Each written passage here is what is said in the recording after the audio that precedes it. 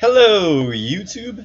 I apologize if this news I literally just crafted shows up with the randomizer today, but this is probably not going to be a success anyway.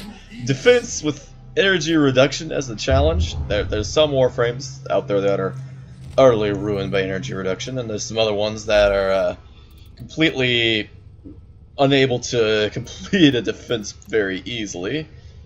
We'll give it a shot. Yeah, this should be doable. This should be doable, I think. Okie dokie, so what are we working with here? Well, first of all, we got Vauban, who I've always found to be a comparatively energy-hungry Warframe. Regardless, the build that I typically run on him goes with quick thinking as a primary defensive tool, and then vitality on top of that.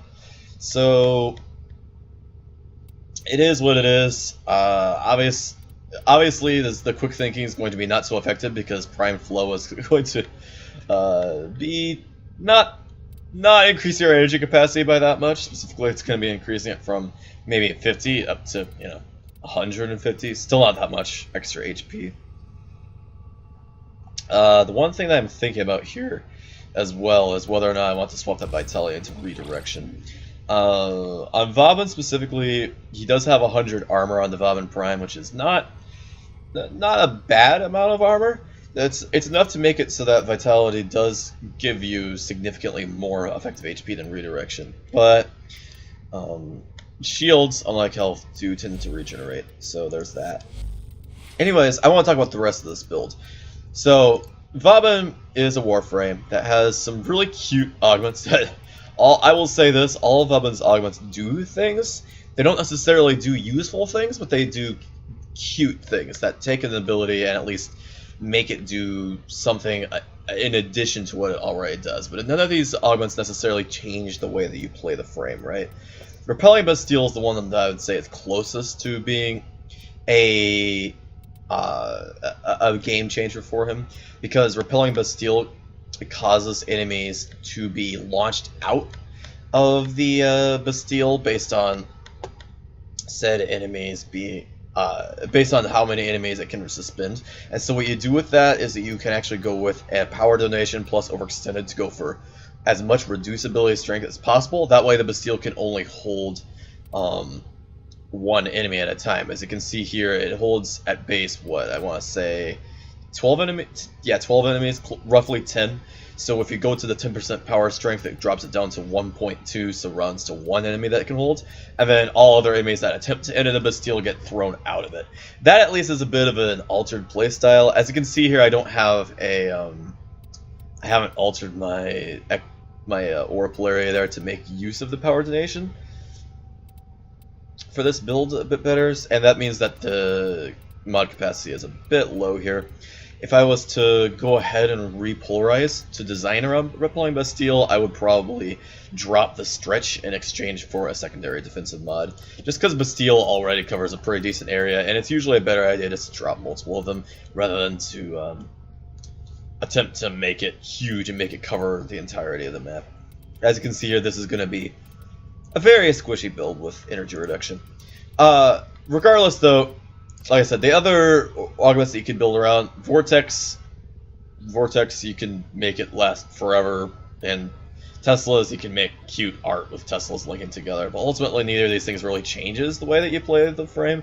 Like, you still just throw Teslas down, you just still spam Teslas all over the place, you still just throw down Vortexes to suck enemies into oblivion, So I figure that when I want to have my Bastille hold large quantities of enemies rather than repelling them, because the repelling Bastille is very good against infested units, not so good against the Corpus or against the Grineer. It's just as effective against those, just to hold enemies in midair. So there you go. And I figure I don't necessarily need an augment at that point, so that's why I'm going with a build that looks something like this. Just balanced, fleet expertise, streamlined for lots of efficiency, so I can spam a lot, and then here's some duration mods. Constitution, continuity to make up for that, and then as you can see, the multiple defensive mods there. Stretch for a bit of extra range, make sure that the Bastille can at least cover a reasonable radius. 15-meter radius means that the area of effect that's being covered by it is approximately 30 meters. And you know me, I do love to say that I want my area effect tools to always cover 30 meters when possible, because that means that it typically is going to cover a useful amount of the tile. In this case, we're trying to usually throw on 2 Bastilles to cover the entire tile.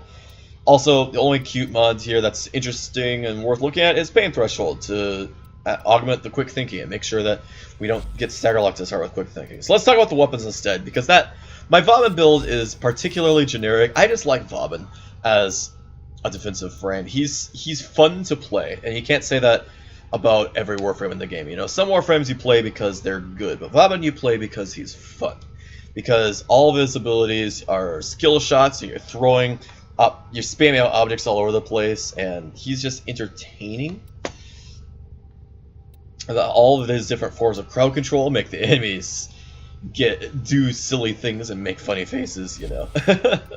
Alright, so what we got here? First of all, I gotta point out the Exergis. This thing is a disgusting upgrade to the Tigris, and I have to complain about this Scattering Inferno here, because, yeah, I really need to get a spare copy of Chilling Reload so I can take a point out of Chilling Reload and get to 100% status chance here. The Scattering Inferno is, you know, because the status chance on the Exergis is high enough that it only takes 3 dual stat mods to get all the way there. I'm just being lazy and letting that be the mod where I'm missing a point out, or I could just format it again, you know. Point being, 1, 2, 3 dual stat mods in Viral and into Heat, so that the damage types on this are Viral, Heat, Radiation, and huge amounts of Slash. And we're at almost 100% status chance. Obviously on the Exergis, only 1.4 times crit multiplier. The crit's not worth it, but it's okay because it's a massive damage shotgun that fires 1 shot that punches through a reasonable amount of enemies and kills everything it touches. Beyond that, we've also got Blaze for additional heat damage. We got bonus reload speed here, which is actually pretty important since the magazine size is only 1. So we're getting that reload down to make sure that we can load another shell into our pump shotgun chamber as fast as possible. And then, of course, damage, split shot, etc. Reasonable elemental build. Next thing here, we have some Stubba, and this is a weapon that I have not done justice to, because the Stubba is actually a relatively powerful weapon. If you look at the base stats of this gun, the roughly 20% crit chance and 13% status chance, high magazine size, low-ish fire rate for an automatic weapon, but as you can see here, if you take a look at the stats, the sucker is comparable to an Axolotl Prime. It's got slightly better critical stats than the Axolotl Prime between the chance of multiplier there, and it's got somewhat less status chance, but that's being made up for by having a somewhat larger magazine. And it's just one of those cases where the weapon feels roughly equivalent, you know. I put in that same sort of category for a slow-firing yet hard-hitting automatic secondary that has mixed stats, so you can build whatever sort of mixed build you like.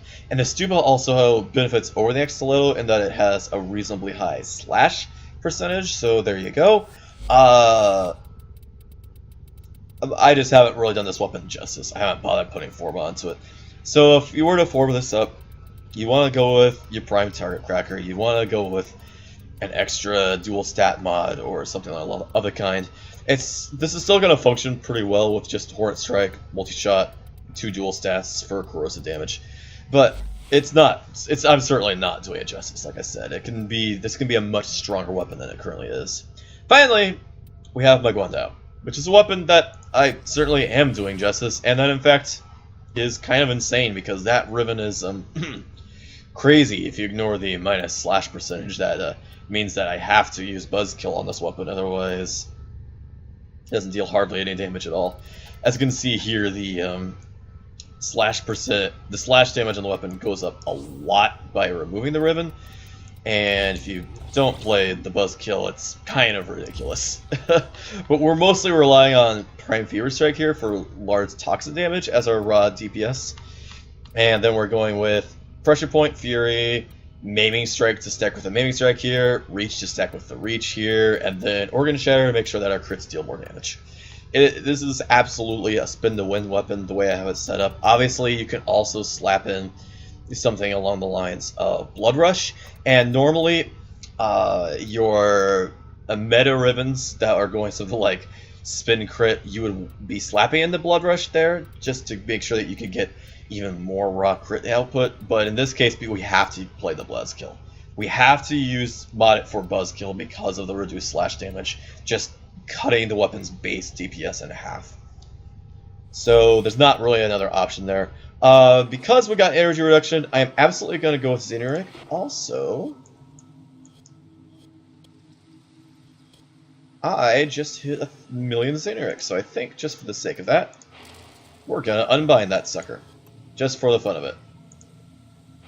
On screen. Yay! I'm also really close to being able to unbind in Neramon passive, so we'll see how the rest of those focus schools shape up. But anyways, Xeneric for sure. Not because of the passive that I just unbound, but specifically because of the energizing dash and the energy pulse. A big thing that I would usually want to do on energy reduction sorties as well is to equip gear that gives me energy regeneration built into it, right? So something like a Cynoid or a Ractic gear, or something along the lines of something I've been doing a lot of recently actually is Death Cube, because of Death Cube's energy generator augment that you can get out of Samaris, which is at this point, this is for me a reason to play Death Cube that I've never had before, namely that Death Cube generates energy orbs and can help you out in low energy situations. But we didn't roll any of that, we rolled the behind. So hopefully Charm will go ahead and give me the occasional free energy for 10 seconds buff, and I can just spam out a bunch of mines and things right then, because Vauban, as you might know, is one of the best Warframes at absolutely just using his entire energy pool in a hurry. Because all of his abilities are deployables, makes him very, very effective at just firing off all of his energy into giant piles of junk that are littering the map. So we're gonna cross the fingers, hope that we're able to deal with this mission. We'll see. I don't pull out a lot of hope. I am gonna throw the Stubba. Well, I'll go ahead and fire off a round for it first. That's what the Stubba looks like in terms of its firing pattern. As you can see, it keeps the same fire up for quite a while. That's maybe 5 to 10 seconds, so you can keep shooting that. And the damage is reasonable, but I'm not gonna bother demonstrating it because I want to give this to the target. And I've also got Concussed Mines selected here just because the Concussed Mines tend to do the best, in my opinion, at keeping enemies crowd controlled. In fact, what I'm going to do here is I'm going to throw down a couple of them and stall before the mission gets started, just because I want to make sure that I let this energy generation off Xeneric tick for as long as possible.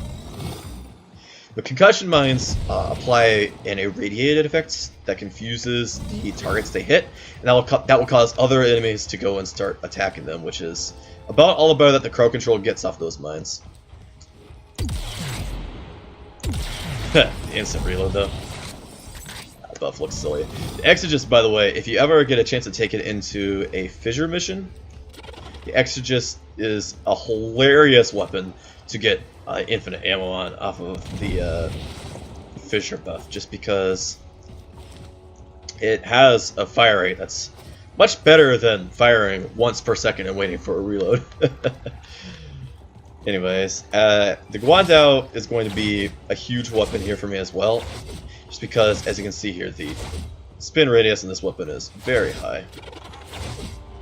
I mean, it's not one of those cases where it's very easy to demonstrate, but you can see here that it is making spark attacks happen that far away, and I'm pretty sure that this weapon should be able to 1- or 2-shot this level of Grenadier, so we may get away with this mission specifically because of the strength of the Guandao with that kind of spin crit build. It is a very good melee weapon to work with if you're going to do a spin crit. There's also the plague crit path ribbons, and there's also weapons like the Atarax that also do that sort of thing. But the Atarax has a very slow base attack time. I do much prefer my Guandao.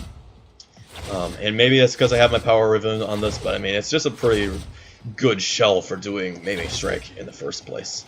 And I don't like Mimic Strike, don't get me wrong. I like my Condition Overload, I don't like my Mimic Strike.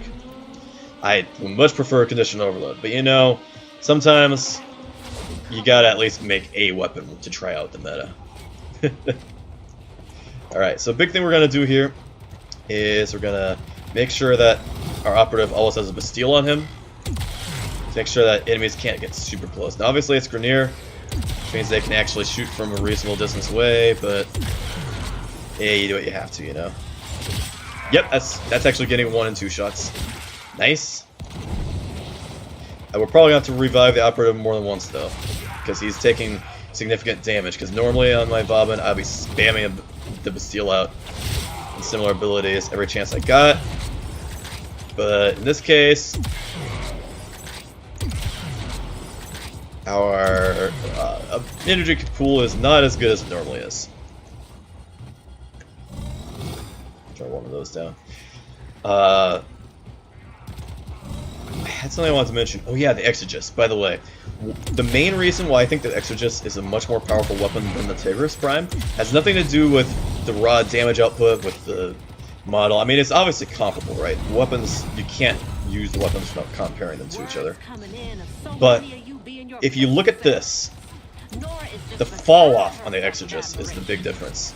The Tigris falls off after about 20 meters. The Exergis doesn't fall off at all out 30 meters, and it's still effective at about 45. Meaning that you can attempt to do sniping style gameplay with it. Not well, by any means, but you can at least give it a shot because of how much farther the effective range is on the weapon. Yeah, this guy's looking like we're going to have to revive him 3 or 4 times before the mission ends. That's going to be a problem. Just making sure every time my energy pool caps out, I throw on a concussion mine. Hopefully we can get him shoehorned over here into a corner where he takes less damage, just due to the natural positioning of the map giving him more cover.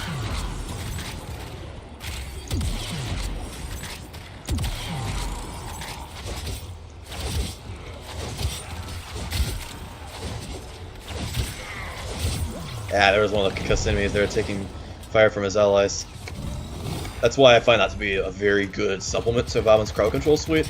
Obviously, he also has the Bastille, which is the incredibly good meta effect for his crowd control, and then he also can supplement that with Vortex. But I find that the concussion mine is probably a tool that people are underutilizing, just because of it doesn't necessarily the mines don't disappear for a very long time. You can throw them down and they stay on the battlefield for essentially until enemies step onto them. And that's a pretty incredible tool just to be able to use as an energy sink when your energy is being capped out. People, like I said, people just don't take advantage of the mines often enough. Stupid. Oh no. Stupid shield lancers needing punched through because they block just about any melee strike. How rude. How rude enemies having counterplay. They're not allowed to do that, are they? As you can see here, we do have very high power efficiency, which is helping out a lot to make up for the fact that our energy generation is so cruddy.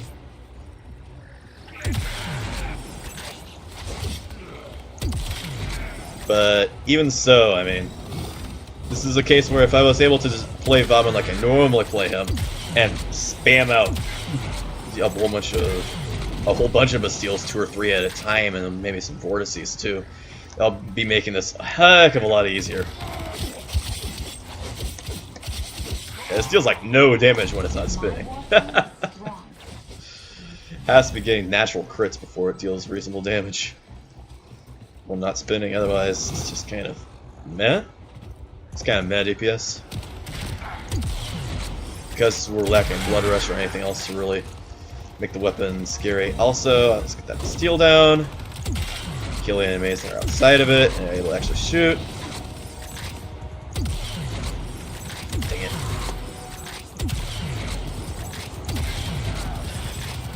He's on 165 HP.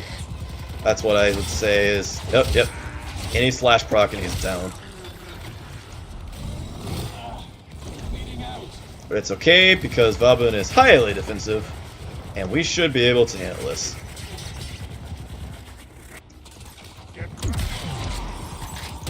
As I say, if you don't have tank stats, bring crowd control.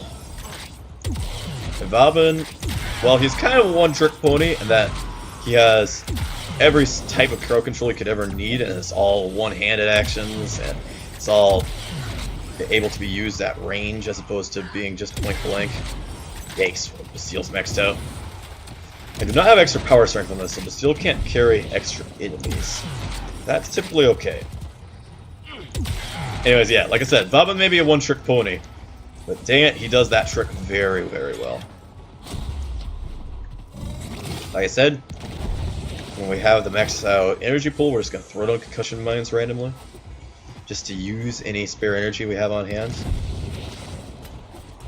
Obviously, Vauban's got multiple other types of mines, but that have, in fact, the bounce mines even have multiple uses per, as opposed to his other 3 mine types, which really don't do... Well, I guess the trip laser technically has an unlimited number of uses, but it also applies barely any crowd control, you know. Like I said, I just like concussion mines. The fact that they apply the radiation proc to enemies makes them very good crowd control tools, in my opinion. Just because they allow you to manipulate aggro away from yourself and onto other targets. That's much stronger of an effect than the other mines effects. In my opinion, which of course, my opinion is always questionable, but you know. I don't claim to be the Vauban main. I do claim to have played enough of the Warframe, even back when, well, even back when he was more heavily in the meta, and you would bring, you know, a Vauban and an Ogress or a Toroid, just farm infested for hours.